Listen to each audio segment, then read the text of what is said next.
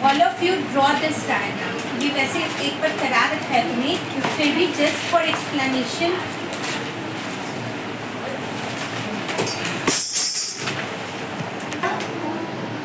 अगर दो प्रिज्म तुमने एक क्या है सीधा रखा है और एक प्रिज्म क्या है उल्टा पड़ा है, तो हमेशा याद रखना यहाँ पे क्या है, ये वाली जो रे है तुम्हारी वो इंसिडेंट रे होगी, और जो एमर्जेंट रे है वो ये वाली तुम्हारी यहाँ से इस तरह से निकलेगी। इसका जो कलर है इंसिडेंट रे का वो कैसा है, वाइट लाइट है।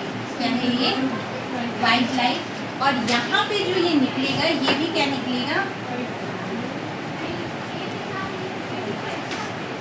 राइट। तुमने क्या करना है बच्चे, यहाँ पे कई बच्चे थे जो कह रहे हैं कि हाँ भी मैम पता नहीं लग रहा नॉर्मल क्या है कैसे। अब देखो जरा टिल्टेड तुम्हें नजर आ रहा है क्या, अब टिल्टेड यहाँ पर भी चेक करो, ये रेड वाले का नॉर्मल ये वाला आ जाएगा तुम्हारा, और इसकी डेविएशन तुम्हारी ये वाली आ जाएगी। समझ रहे हो। अब जब तुम एंगल ऑफ डेविएशन भी निकालोगे बेटा, तो जो ये रेड वाले की डेविएशन वो तुम्हारे ब्लू वाले से या पर्पल जो वायलेट कलर है उससे क्या आना चाहिए, रेड की डेविएशन कम आनी चाहिए।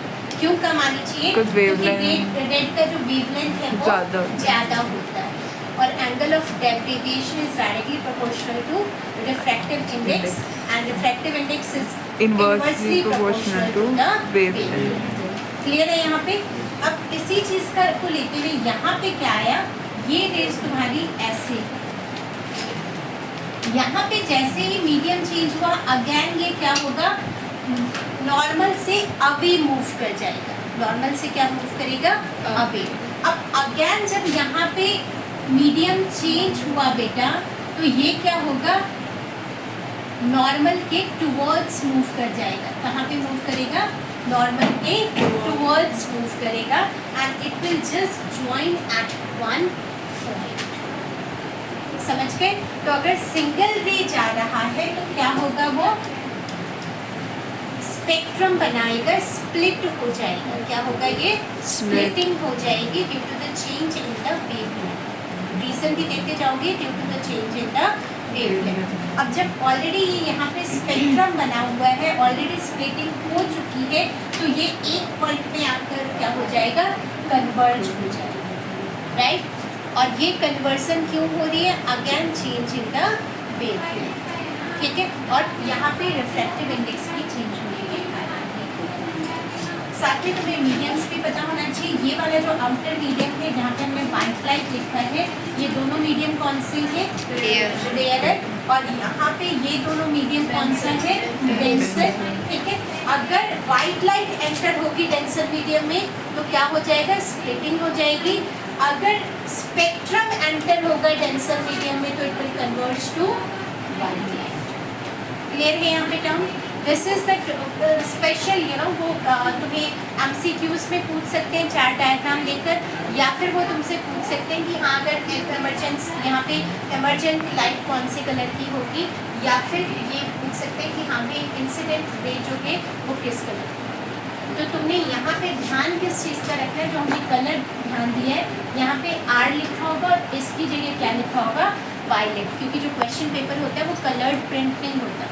क्वेश्चन पेपर हमेशा क्या होता है, ब्लैक कलर का होता है। तो यहाँ पे R और B लिखेंगे, क्या लिखेंगे, R एंड B। सेम यहाँ पर भी क्या आ जाएगा तुम्हारा, R एंड B, और ये वाला टर्म भी क्या होगा, R and B। And finally यहाँ पे इसको मर्जर शो करोगे, and then you will just emit it as a white line. Any doubt up to here? चले आगे। हाँ जी। वो blue light वो नहीं होगा, reflect। ये वाली नहीं यहाँ। कहाँ पे?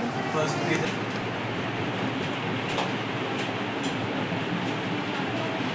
जो रिफ्रैक्शन है ना, अभी तक जो हमने मीडियम किया था, हमने क्या कहा, ग्लास मीडियम लिया था हमने, जैसे ग्लास स्लैब या प्रिज्म लिया था, एंड दूसरा हमने क्या लिया, एयर, वाटर लिया था। क्या लिया था, वाटर। अब यहाँ पे एक चीज़ समझो कि ये ना क्वेश्चन मुझे यूट्यूब पर किसी बच्चे ने भेजा था, और वहाँ से मेरे दिमाग में आया कि एंगल ऑफ डेविएशन की भी मैम एंगल ऑफ डेविएशन समझा दो। तो चलो मैंने प्रिज्म में तो वीडियो डाल दी।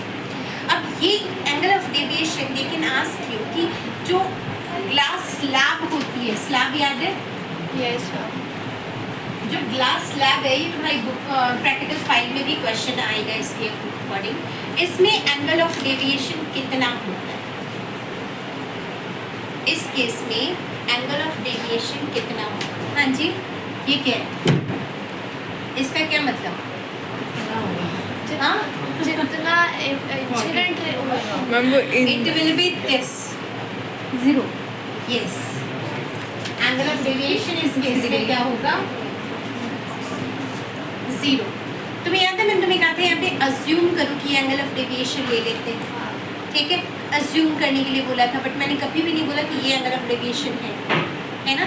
तो अब क्यों नहीं बोला? क्योंकि यहाँ पे 0 होता है। अब पूछोगे क्यों होता मैम है? मीडियम चेंज में नहीं होता? क्योंकि एमरजेंट रहता कि निकलता है उसका। वेरी गुड, क्योंकि वो क्या कह रहा है कि Rays parallel। यहाँ पे रेस जो इंसिडेंट रे एक्चुअल पाथ जो है और जो एक्सपेक्टेड पाथ है वो कभी भी एक दूसरे से मिलते नहीं हैं। इवन बैक में वर्चुअली भी जाकर वो नहीं मिलते, जैसे हमने प्रिज्म में मिलाया था ना, इस ग्लास स्लैब में वो नहीं मिलते। वो क्या है, एक दूसरे के पैरेलल। तो याद रखना कि जो भी मीडियम एक दूसरे के पैरेलल होगा, जैसे ग्लास स्लैब है उसमें वो एक दूसरे के हमेशा क्या है, पैरेलल है। साइड्स, लेटरल साइड्स होती हैं वो एक दूसरे के पैरेलल होती है। उसमें हमेशा ही angle of incidence will be angle of deviation will be 0। Angle of incidence 0 का ठीक है बेटा? तो ये टर्म तुमने पक्का याद रखना। चलें आगे। अब मेन रिफ्रैक्शन टॉपिक में जो हमारा नेक्स्ट था वो क्या है, एटमॉस्फेरिक रिफ्रैक्शन। एटमॉस्फेरिक रिफ्रैक्शन में एटमॉस्फेयर में होता क्या है, 4 जोन्स हैं एटमॉस्फेयर के, 4 लेयर हैं, तुम सबको पता है ना? स्ट्रेटोस्फेयर हो गया, ट्रोपोस्फेयर हो गया, लिथोस्फेयर हो गया। तो ये सारे जो है इसके लेयर्स हैं, right?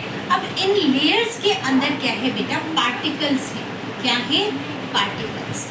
These particles can be air particles, these particles can be dust particles, these particles can be in the different forms of gases or in form of different things. अब ये particles का जो size है वो vary करेगा। particles का size क्या करेगा? vary करेगा। अब जब ये particles का size जो है वो एक तो बहुत छोटा हो सकता है और एक थोड़ा सा बड़ा हो सकता है। जितना भी छोटा पार्टिकल होगा, माइन्यूट पार्टिकल होगा, वो किसको डेविएट कर पाएगा? क्या बड़ी वेवलेंथ वाला जो रे है उसको डेविएट कर पाएगा? वो कहेगा भाई मेरी कैपेसिटी नहीं है तुम्हें डेविएट करने की, तुम तो बहुत ज़्यादा हैवी है ना, तुम्हारा वेवलेंथ ही बहुत ज़्यादा है। तो वो हमेशा किसको डेविएट सबसे ज़्यादा करेगा? छोटे पार्टिकल, जिसका वेवलेंथ सबसे कम है, जिसका वेवलेंथ सबसे कम है। तो सबसे कम वाला जो डेविएशन होगा, दैट मीन्स अगर हम करें वाइट लाइट को स्प्लिट करें, Violet स्पेक्ट्रम में डालें, तो उसमें सबसे कम किसका है? वायलेट का है, ठीक है? तो वो वायलेट लाइट को क्या करेगा? सबसे ज़्यादा डेविएट करेगा। और इसीलिए जब आर्क बनता है रेनबो का, तो तुमने देखा होगा कि जो आउटर मोस्ट आर्क बन रहा है वो किसका बन रहा है, और जो इनर मोस्ट है वो किसका बनता है? वायलेट। ठीक है? तो क्यों बनता है? क्योंकि वायलेट, इसका जो वेवलेंथ है वो क्या है, रेड का ज़्यादा है और वायलेट का क्या है, कम है।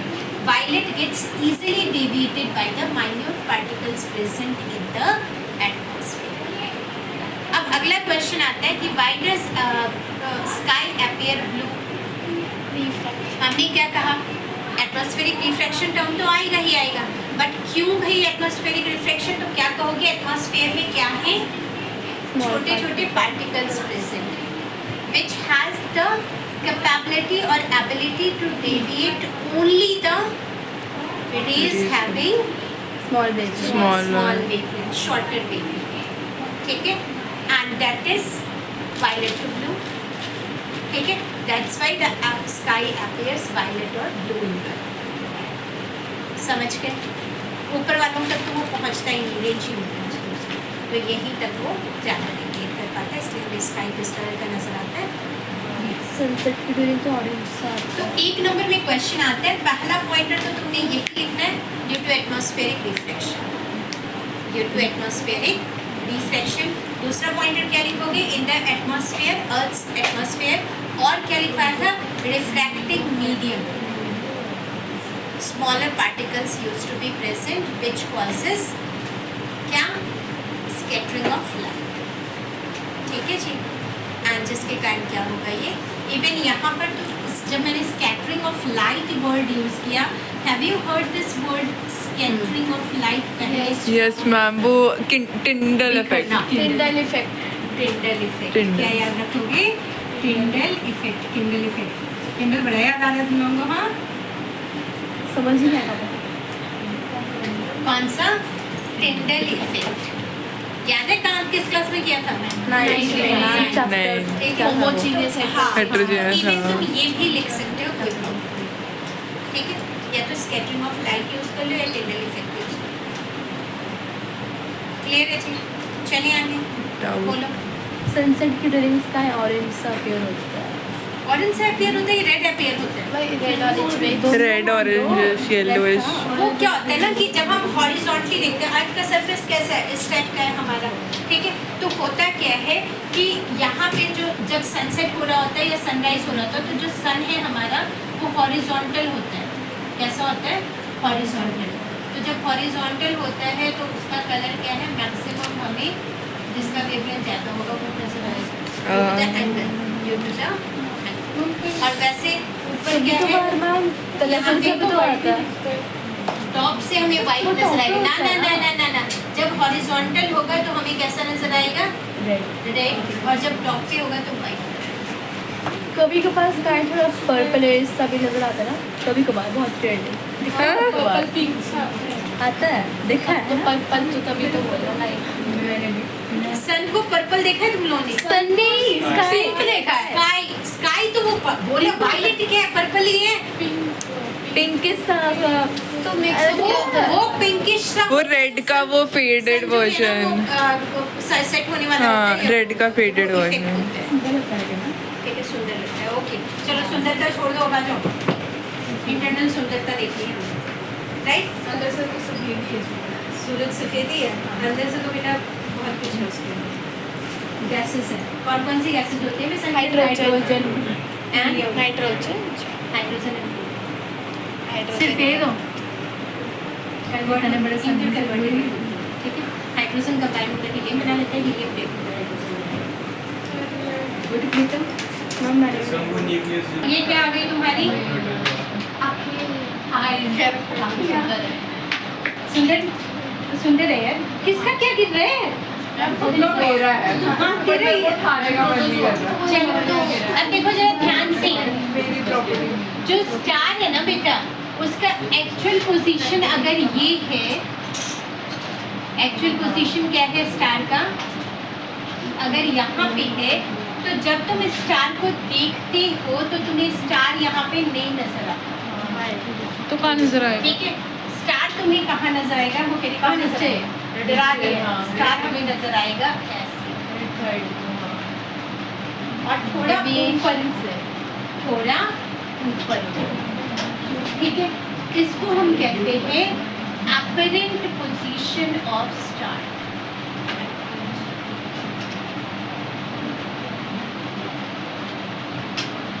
अब क्वेश्चन अराइज होता है ये क्या है, what is apparent position? Position हो रहा है ड्यू टू एटमॉस्फेरिक रिफ्रैक्शन। दिमाग में सिर्फ ये वर्ड याद रखना है, ड्यू टू एटमॉस्फेरिक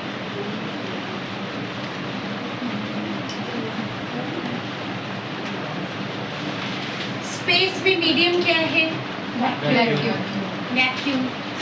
जैसे ही वो एटमॉस्फेयर में एंटर हुआ, मीडियम चेंज हो गया, और यहाँ पे जो मीडियम मैंने कहा था कि ऑलमोस्ट स्पीड ऑफ लाइट होती है वो वैक्यूम में और एयर में क्या है, सेम होती है, ठीक है, ऑलमोस्ट सेम होती है। ऑलमोस्ट सेम का क्या मतलब है बेटा, कि ये ना 0.1 लिख लो, 1.00029 इतना कम होती है,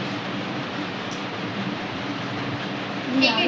अब भाई 00 नहीं ये याद रखनी होती है, तो तुम्हें पता होना चाहिए। इतना कम होता है तो वन ही हो गया ना, तो 1 मल्टीप्लाइड विद अगर 3 × 10⁸ करोगे तो वैल्यू वही आएगी ऑलमोस्ट, क्योंकि ये कौन 0.00029 आएगा। तो अब यहाँ पे क्या होता है, एक और चीज़ इसी के साथ ही एटमॉस्फेरिक रिफ्लेक्शन के साथ ही ये वाला टर्म समझाने का क्या मतलब है कि इस वैल्यू के कारण जो हमें सनसेट है या सनराइज है वो 2 मिनट पहले, सनराइज जो है वो क्या है 2 मिनट बाद नजर आता है। अरे वो तो सनसेट ठीक है, 2 मिनट हमें जल्दी जो है उस सनसेट और सनराइज का डिफरेंस होता है, जो दिखता है एक्चुअल में होता है, जो अपरेंट पोजीशन होता है मैंने जो एक्चुअल में है और जो हमें नज़र आ रहा है उसके बीच में कितना का डिफरेंस है 2 मिनट। ठीक है, 2 मिनट जल्दी एंड 2 मिनट बाद में, सनसेट बाद में नज़र आता है और सनराइज। क्लियर है ये टर्म किसके कारण, इस इंडेक्स की डिफरेंस के कारण। ठीक है, जो स्पीड है वो इसके कारण वैरी करती है। क्लियर, चलिए अब इस चैप्टर में जो मेन था टिंडल इफेक्ट है, स्कैटरिंग ऑफ लाइट, और स्कैटरिंग ऑफ लाइट या फिर टिंडल इफेक्ट एक स्पेशल मीडियम में होता है। कौन सा मीडियम कहते हैं उसको,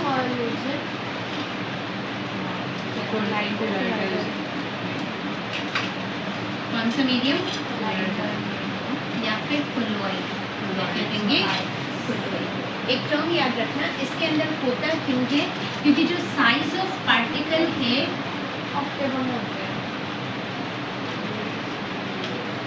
is minute enough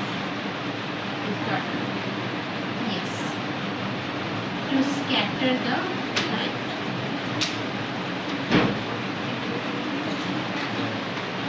समझे? तो ये एक तो ये टर्म तुम्हें याद रखना है, scattering of light, Tyndall effect नहीं भी याद रखोगे चलिए, right.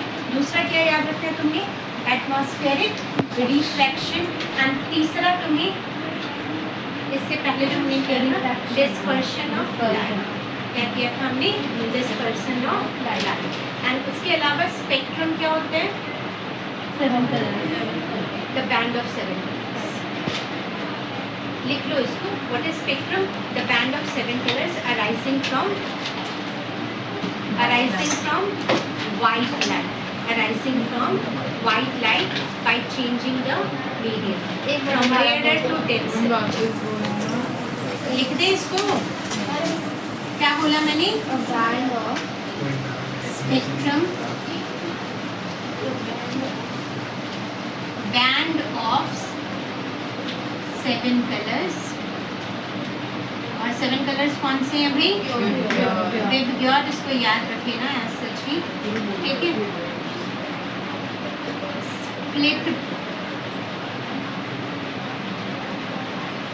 splitted by white color while entering through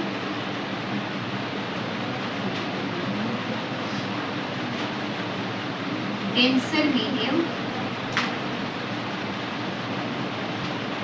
bracket में लिख लो वाटर ड्रॉपलेट्स किस केस में आएगा, रेनबो की केस में। ठीक है, कॉमा यहाँ पे ग्लास मीडियम। ठीक है, ग्लास में कौन सा आ जाएगा, prism, don't forget to mention prism only. ठीक है, फ्रॉम रेयरर मीडियम, और रेयरर मीडियम में कौन सा आ गया हमारा, ठीक है।